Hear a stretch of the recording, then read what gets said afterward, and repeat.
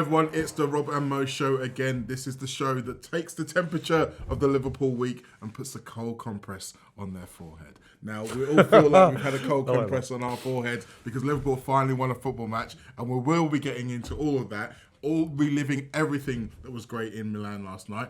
But I do have to let you all know, we are still sponsored by our friends at NordVPN. Naughty, we are here once again. If you want to take advantage... naughty. We're still workshopping that song, aren't we? Yeah. We need to do it. We're going to do a jingle for NordVPN. Yeah, I'm not sure what the Give me a like. V. You'll have to be. There needs to be a little bit more enthusiastic than that, though, surely. We love you, NordVPN. We do, and we want people to buy your products. And we do. And we want you to pay us to want people to buy your product. Absolutely. And the way to do that is to go to nordvpn.com/TAW and you get an exclusive deal, a 30-day money-back guarantee, and everything that you want out of a VPN. It lets you know exactly where you are. If you don't want people to know where you are, if you're abroad and you want to use the internet, it's very handy as well. So there you go. Go nordvpn.com/TAW for all the information. So, Robert, Liverpool won a football match. Yay! Woohoo! It's funny because I was watching it with my girlfriend Lindsay, who's not a footballing expert, and it got to about 65 minutes and she was like, this game's a bit boring, isn't it? And I said to her, good. Yes. I think that's exactly what Liverpool needed. Like, we've had some situations in the past. We had the 3-3 game at Leeds, which was all harem scare and very exciting, all that kind of stuff. But going away to a ground that can be very oppressive against a team who got to the Champions League final last season and has largely the same playing squad, a game where not much happens absolutely suited the time and space right now, didn't it? Yeah, and we went into that game lambs to the slaughter, in bad form against a team who would have been licking their lips at the prospect of playing us in our current state. I was saying in the morning of the game, God, I'd take a draw all week. We need some kind of point in the Champions League to stay in the competition we needed, and also just to begin to build our recovery, keep an unbeaten run going. Absolutely. I have to say, I was busy celebrating our near draw on 80 minutes where we went and won it. And I still, even at the end of the week, I go, huh? We won it? Yes. How did that happen? Well, I know how it happened because we played very, very well. The interesting thing about the group stage in the current format is, although in the first few games they're a little bit, what are we doing here? Nations League-y, going through the motions. And trying to create some tension to it, some peril. It's not quite there. Okay, when you play Real Madrid, it's got a prestige of its own. But the other games, not so much. But this one, we felt like a defeat, and we might have been staring down the barrel of even going out of the Champions League. So it was a big game, and in that context of what we needed to achieve, and I think what they wanted to achieve as well, it was quietly one of the Liverpool away performances in our illustrious history. It's going to go into the pantheon of European aways. I think of the Bernabeu 2009. Yeah, Benayoun's winner. Those kind of games. Even the last time we played, or the time we played into the year before with the Torres goal. I'll go further back. Ian Rush in Bilbao, 1-0, 1983. I think it was a big game. I think it was a two-legger, and we'd drawn 0-0 at Anfield, and we went to Bilbao and got a 1-0 thanks to a Rushy header. But that was talked about for years. We didn't play fantastically, but we ground the result, got the 1-0. I remember winning in Steaua Bucharest 2-1 a couple of years later. So those are the big wins of our European Cup history. And then there was a big gap of about 15 years before we had those stories to tell again. Yes. Then you fast forward to 2005 and getting a 0-0 in Juventus. Do you remember under Rafa Benitez? I do remember, yes. So it was up there. It was a backs to the wall job. But the interesting thing, I think the difference maybe between this game and some of those others is I think Liverpool more or less dominated this. They had some patches where we suffered a little bit, but we dominated the majority of the football match. If we think about the chances that Inter had, there's really only the Martinez header towards the end of the first half. Yes. That was where it was genuine peril. Barella had a free kick, but it's still... You can't count there was that. the one break where it looked like they were in a good position. Thuram had a shot, didn't he? Yeah, and it was blocked by Van Dijk. But again, what that showed was that when Inter did get into good positions, Liverpool were very good and very diligent in getting back in position and defending. And I think there was that grittiness, a committed performance. It wasn't perfect. There was obviously things that were still not quite where for a long time, it felt like, particularly in attack, it was a nearly performance in as much as they did a couple of good things, but then the final pass wasn't there, or someone couldn't control the ball, and it kind of went away. And I was a bit frustrated at times because you felt like I didn't want to be in a position where Liverpool played well for a long period of time, and then they make a mistake, and then they end up conceding and losing one on 2-0. But that's the other thing I think that is worth mentioning. This may be the first game in a long time where no Liverpool players made a big mistake. Yeah, we did the change of formation, if you want to call it that, or the setup was fundamental, and the manager deserves all the credit for that. Yes, it does. We looked solid in our low block when we needed to defend. The proverbial two banks of four. You felt sort of playing with a four-man midfield. There was more of an understanding of the defensive duty of non-defenders than you've seen when you have three forwards sometimes. Sometimes three forwards can go, am I allowed ahead of the ball or not here? We might break. But four midfielders and four central midfielders all playing across the pitch was such a shield in front of that back four. There's no wonder that Virgil and Ibu felt they had a much better night, and they both played well. I loved the setup. It was very... Having four centre mids, it felt a bit like Mourinho's peak Chelsea with Ballack and Essien and all those dudes. Or even peak Liverpool in the early 80s, the wing, before we had John Barnes and wingers, where we used to play with Jimmy Case one side, Ray Kennedy, Graham Souness, Terry McDermott, all elite centre mids, but playing as a bank, and it really provides a foundation. It's an interesting formation. Shame we've only got four midfielders. Is it. I think the interesting thing about this formation is it was kind of forced upon Slot, because there were obviously three first-choice frontline forwards who were unavailable, and so there was almost no other really option. It was he had to have a change for Isak. I think he felt you're still managing Alexander Isak's fitness, and knew he didn't want to have to put him through 90. So what was his change going to be? Couldn't be Rio and Gamoa realistically. No. Well, I was going to say, if you take away Rio and Nioni and Welity Lucky, who were on the bench, but you felt like this game was a big game, but a bit too big a game to bring them in. So then there's only really 13 players that he's got to use. And I feel like he used those resources really well in terms of who the changes were and when they came. But I want to circle back to the midfield for a minute, because I feel like this might have been the first game this season where all of our midfielders played well. And like you say, there was four of them. And the responsibility they had was massive, if you think about it, because Gravenberch was the one who was charged with sitting in front of the back four, but then one of them always had to be looking to join the two strikers at any point. And then you factor in the fact that both of the fullbacks were pretty much quite high. Very high. All of the time. So they had so much on their plate. And then you think about the inter midfield, Barella, Çalhanoğlu, even though Çalhanoğlu came off early, Zielinski came on, and Mkhitaryan. Those three have been the bedrock of Inter's great play for the last 2 or 3 years. So they're not going up against mugs. And I think that they just performed so well. That's why I think he did it, because he knew we were up against some big midfield players, and if we did, he wanted to win the numbers game in the middle of the park as much as anything. I think it's interesting whether it's a future for Liverpool. Who knows? I was fascinated by the idea that he seemed in the first half in particular to be using McAllister to sit on their number 6. Yes, and I thought it was really clever that. Curtis Jones and Szoboszlai seem to have the freer roles to move around and join in with the attack. I mean, Curtis Jones in that first half, I think that's as good as I've ever seen him. He absolutely ran that football match. He was the one making himself available all the time. There were even glimmers. Actually, we saw a bit against Leeds of the sort of the young Curtis Jones. The Curtis Jones who could cut loose, drop a shoulder, beat a man, and bend one in. You felt. You sort of feel to want to tempt fate that a goal or two is coming for Curtis again soon. I mean, Curtis is building up a head of steam. His form is really, really good. I just pray to God that he doesn't get knocked back by an injury, as he tends to when he's pushing on. Feels like he's really pushing on at the moment. He's moved himself really ahead of McAllister in the pecking order. But for that formation, would have been picked ahead of McAllister, I think, anyway.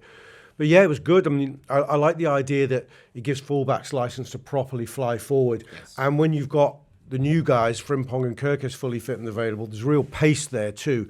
Although Andy Robertson and Joe Gomez did great work as well. But I think the attacking threat would be increased with the speed we could get down those flanks. But whether we can play with four midfielders regularly, I just don't know. Well, I mean, essentially, we've really only got those 4. There is the question as whether Florian Wirtz counts as a midfielder or not in that sense. Maybe. They brought him on. Who did they bring him on for? Isak. Isak, yeah. Yeah, so they brought him on as a striker for striker. It's not them. Yeah, so there's no other midfielders apart from Endo and Naoni, and not at the same level. I think another thing that I thought was really important about this game was that when they were on the ball, there was a real desire to be brave. There was a desire to play passes through the line. So, like you say, drop a shoulder and beat a man and really take on, rather than what we've seen some of the more stale possession where it's just going backwards and forwards and backwards and forwards. And yes, we didn't see a lot of chances created from those moments, but I still think that those moments were seeds of confidence that can grow into something else. We were able to pass more vertically, and if the pass didn't come off, we were able to back it up with a counter press. That's what was notable. Having that many bodies in midfield meant the counter press could work effectively again. What's dropped off from peak Slot and Klopp era this season has been the counter press, for my money. I agree. Because we've had footballers who aren't really up for that. We've sort of let Mo Salah off that last season and into this season more so. As his powers have certainly his lung capacity has diminished, which is understandable. But then Cody Gakpo's not really aggressive enough, and we've lost Luis Diaz. Ekitike and Isak are getting used to it. So if you can't have it from your forwards as the first line, you can't have peak Salah, peak Mane, peak Firmino pressing. You need something else.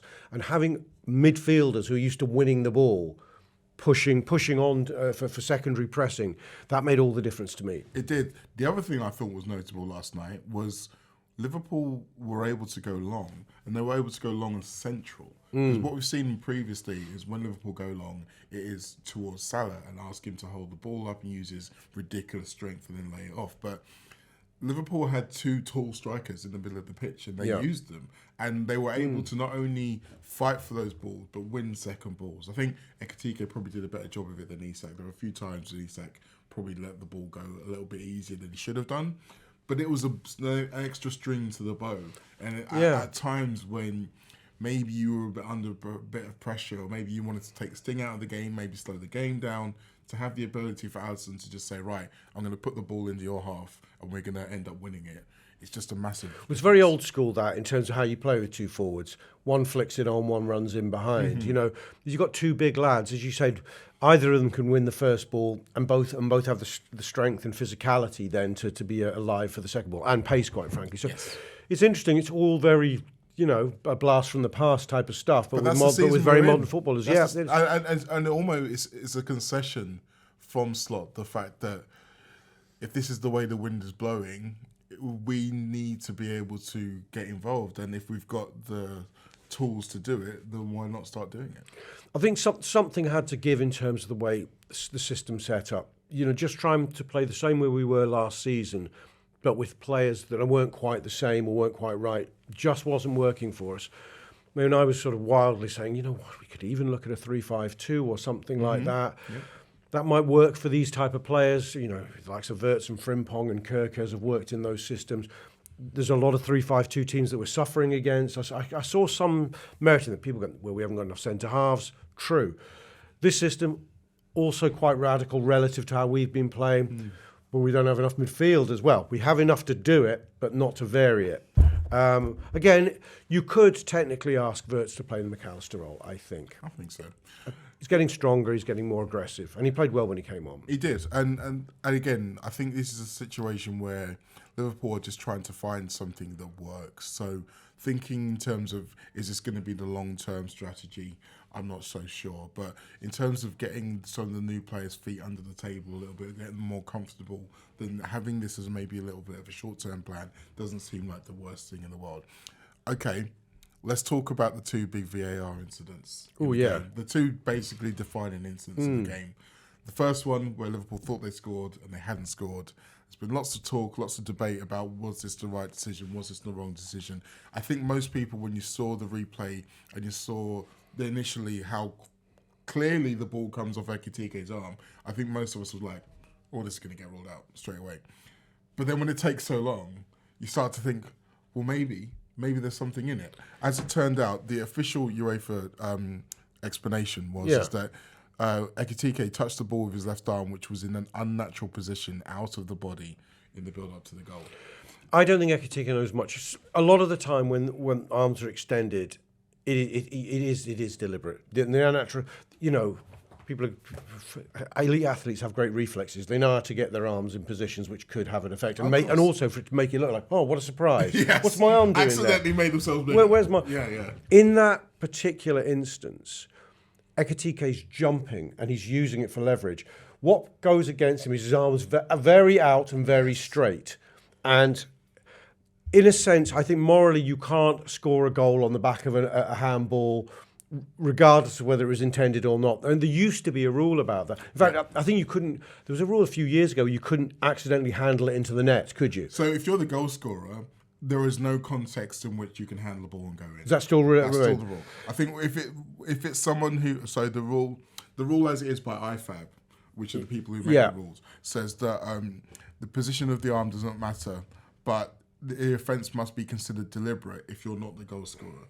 Now, there are different interpretations within different places. So, for example, I think in the Premier League, that might have been a goal. But in UEFA, they have a higher bar. They have a very low tolerance in terms of handballs. We've seen it quite a few times so far this season. And I think the weird thing about this situation is you can come out of it and say, yeah, that's probably the right decision. But when you think about Liverpool and handballs this season, we've had the one at Bournemouth that should have been a red card that wasn't given, where the guy swipes it away from Ekitike. Yeah. Then we had the Atletico one where Longley gets the penalty given against him and then it gets overturned, which I think was the right decision, by the way. Then you had the Real Madrid one with Tchouaméni where he gives it and then he doesn't give it. And then you about this one. So 4 times Liverpool have been on the wrong end of a handball situation. And so almost cumulatively you can feel a sense of injustice. But again... It's a very 50-50. I think it's a very 50-50. I think had it gone our way, Inter wouldn't have liked it, but I don't think we would have gone, that's not an injustice, that's fine. Having gone against us, I've seen people go, that's ridiculous, it should have stood. That's the one that should have stood, and almost had a reverse view of the next decision. But I think it's a 50-50 one. It's them's the break. Yeah. You're going to come on to the next one, but can I start you off on that one? Because I've heard a few people go, well, that penalty, the tug on Wirtz, which gives us the penalty that provides the winner, wouldn't be given in the Premier League.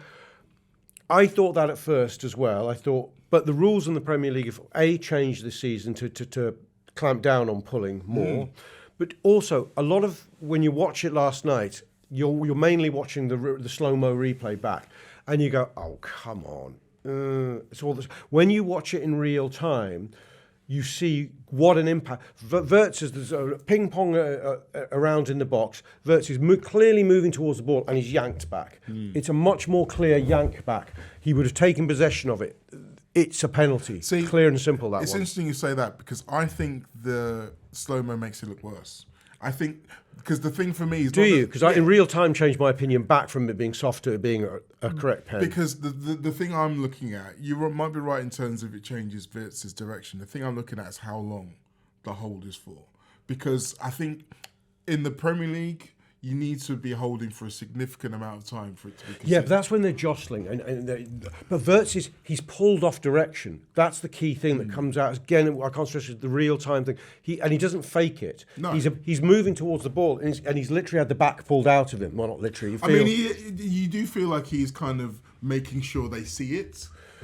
I'm not sure. I don't know. It felt like he was stopped moving towards the ball, and without that, whereas a lot of the tugging, you go, that's making no impact. He might as well just be scratching his belly while they're jostling. I think of the one, I think it was the Selhurst Park a few years ago where Virgil van Dijk did something similar and got away with it. I remember. And everyone else was up in arms. That was kind of the one that I found it most similar to in my mind. Again, I do think if that had been the Premier League, that probably wouldn't have been given as a penalty. Maybe. But the way we are in UEFA. Either way, there were 2 subjective calls. Yeah. One went for Inter, one went for Liverpool. Yeah. And as it turned out, Liverpool ran out 1-0 winners. And I think we should talk about the fact that that's now 5 wins out of 5 in the San Siro. I don't think anyone else can say that. This is an Inter side that hadn't lost at home in 3 years in the Champions League. Did the last defeat to us? Bayern Munich after us. The season after us. And I think they hadn't conceded, they hadn't gone a game where they hadn't scored at home for 2 years in any competition. Yeah. So it's a remark. It's a remarkable performance when you put it in that context. And the other thing which I find really strange, if you look at Liverpool in the Champions League this season, they've won the 4 hardest games. They've beaten Atletico, they've beaten Real Madrid, they've beaten Frankfurt, they've beaten Inter, and then they lost to Galatasaray and PSV. Yeah, it's mad, isn't it? It is mad. Yeah. I don't know what that says for Marseille and Karabakh. Yeah, I know. I mean, those are massive games now for us. Can we still make the top 8? Yes, we can. 16 points would have done it last season. Not everyone on 16 went through, but some did. So I think what it does do, we're qualified now. At least playoff, you mean? Yeah, at least to the playoff. So, and that's not something I was taking for granted before yesterday, because you could have seen a scenario beaten in Milan, go to Marseille, maybe only get a point, and then Karabakh, you're sweating at home, and Karabakh have had some results this season. So if you're playing badly, and believe me, we've managed to lose to everyone this season. There was a scenario loomed where we were going out, not even making the playoffs. I also think we're on 12 now. Yep. I think if you get to about 13, you're likely to end up in the middle to top end of the playoff group, which means you're likely to get a reasonable fixture. So that's not exactly being boxed, but we're nearer that position, which is good. I think so. I think you can look at it a little bit more comfort. I mean, essentially, winning 4 out of 6 games sounds a lot better than it felt in the aftermath of that PSV game. Yeah, one more win would put us on 15. Yeah. 15 would probably put us very near the top of the qualifier gang, which means you're probably likely to get one of the weaker teams. Yeah, a lot of it will depend upon how tonight's results shake up. I, for one, will be interested to see how Real Madrid versus Man City ends up. But the boys will wake up today, travelling back to Liverpool, probably as we speak, feeling a little bit better about themselves. And for them, it never stops, because next up, Brighton at home. So, I believe, it sounds like, based on what Slot was saying in the press conference, that he thinks that Federico Chiesa will be over his illness by the weekend and back in contention. Do you see any other players who weren't in the squad last night coming back into contention? Well, Conor Bradley will go out of contention. That's just bit of that because he's suspended, and that's a real shame. There's got to be a conversation with Mo Salah between, if you won't talk to the manager, between him and Chris Hughes, and you would hope that sense would prevail on Mo's side, and that he would see the wisdom of cooling everything down and offering something of an apology, even if it's only behind closed doors. I mean, the big man thing to do would be to do a public apology, because he does owe one. Let's be totally clear about that. He owes an apology to all concerned. However he does it, there's a chance it would allow him to rehabilitate. I think the manager would like to quickly be able to move on from this. I think so. And I think he'd like to be able to say, good, thanks for the apology, Mo, you're starting on Saturday. There is a chance of that. He may not want to. I think there's a strong likelihood he won't want to start Alexander Isak again, and would like to bring him off the bench. He said to Mo, I'm going to start you, I'm definitely going to take you off, so get used to that as well, by the way. I think he'd probably like to start Salah and Ekitike, maybe as a 2, or a 2 with Wirtz behind and 3 of the 4 that figured the other night. That would be the best way of rotating as best we can with the resources we've got and still going strong against Brighton. My fear for the Brighton game is a fear I would have at any stage of any season with any iteration of Liverpool team. It's really hard to play your Premier League game after having come from a European away, especially one where you've had to put an enormous amount of effort into. I mean, we saw Liverpool played City after they played Real Madrid at home, didn't they? Now, Liverpool put an enormous amount of, effort into that Real Madrid win earlier in the season. And you could see it at the Etihad. And that was a Tuesday-Sunday. This is a Tuesday-Saturday. Exactly. It's going to require quite a feat of mental strength. We're going to have to be at our best, I think, to get something from Brighton. They will know they're probably going to get quite a weakened version of Liverpool in the last half hour, really. We're going to have to probably make changes we wouldn't ideally make, and legs won't be as they were at the beginning of the game. It's interesting as well. I don't know if you watched Brighton's game against West Ham on Sunday, but... What was the score again? 1-1. And they equalised in the last 92nd minute or something. Right. But... Were they at home, Brighton? They were at home. It was a strange game. So they're not playing well, Brighton? It wasn't a great performance from them. I felt like they didn't really start playing until West Ham took the lead, which was like 20, 25 minutes to go. But they also looked like when they turned it up, they were too good for West Ham. So Right. the thing about Brighton you always struggle with is that it's not necessarily the team that has a load of superstars. It's a squad where on any given day, someone else can be the one you need to worry about. Yeah. And again, we're talking about Liverpool and the lack of depth that we've got at the moment. That could be something where the ability to change the game late on becomes their biggest weapon. I think so. So we've never really beaten Brighton easily at any point in their time in the Premier League. No. Not at Anfield anyway. I can remember a couple of times away from home. It's always a sweat. I mean, they often get something. Look, after last time we had a mini turning point, we beat Villa and Real Madrid in the week. You'd have killed to have had a weaker team at home at the weekend. Instead, we got Man City in a good moment for them, and they were able to turn us over. Yes. I'm pleased. On the back of that, we've now put together 4 unbeaten games. Some of them more creditable than others in terms of how we view the unbeaten nature of them. But I'm pleased that we have a home game against a middle-ranking team rather than facing a top side this weekend. It's far from taking for granted that we win, but it would be a big game to win. We don't have to play well. Any kind of a scruffy win would be a major win going into not exactly a break, but for the first time a clean 7 days off before the next round of fixtures. Well, I mean, if you look at it, there's between Brighton and Wolves on the 27th, there's only one game in between that, and there's 14 days. Yeah. So to go from 4 games in 10 days to 2 in 14 is massive. And particularly at this point where by the time we get to that point, maybe Frimpong is back. We don't know exactly how long Gakpo is going to be out for, but it said Slot said a couple of weeks, so maybe he's back. Didn't he say a few weeks? I thought he said. Oh, really? It was a few weeks, which is, in that case, he may be a while. It might be a while. But what I'm saying is that good. Sorry. Sorry, Cody. I'm sorry, man. We need you right now. We haven't got any players. As I say, all hands on deck right now.